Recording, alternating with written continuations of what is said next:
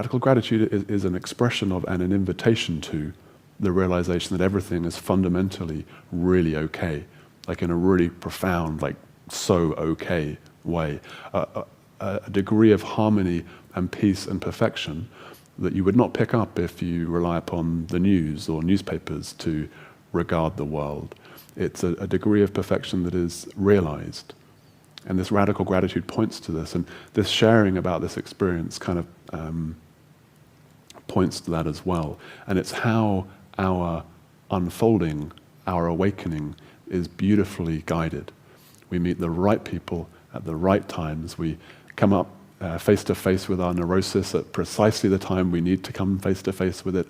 And to offer an example, I was experiencing a really strong emotional presence that I'd been trying to get rid of for years.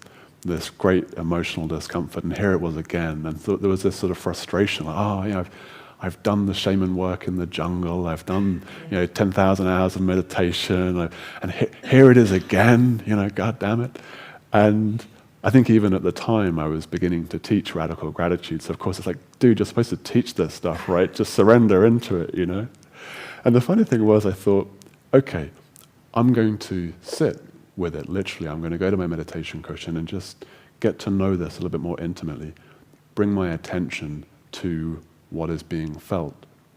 And I sat on my meditation cushion, and in front of it there was a pile of books. Wherever I am, there are piles of books overflowing. And this, I'd never ever before thought to reach out to a book when I'm meditating, right? That's kind of not how you're taught to meditate, right? But there was this movement to pick up this book, and I opened it at a random page, and it said integrating charged emotions or integrating negative emotions or something like that. And I was like, great, that's rather timely, because that's kind of what I'm doing right now. So I sat there on the meditation cushion and read that chapter, and then felt called to do some transformational breath work.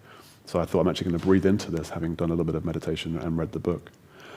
And just before I did, I went to the first page of the book, and the introduction there was from Judith Kravitz, I think her name is. She's the founder of Transformational Breath. And she was saying how this book was, this process, it's called The Presence Process by Michael Brown, I highly recommend it, was kind of a missing piece. It provided a lot of extra additional tools of inquiry. So in these little ways of synchronicity and being guided to move to the book and so on, and we find exactly the right tools, the right teachers, the right insights, the right friendships that will support us on our journey. And this is where our intention, we can see, is magically being responded to.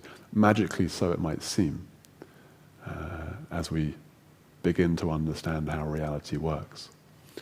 But that's a whole other conversation.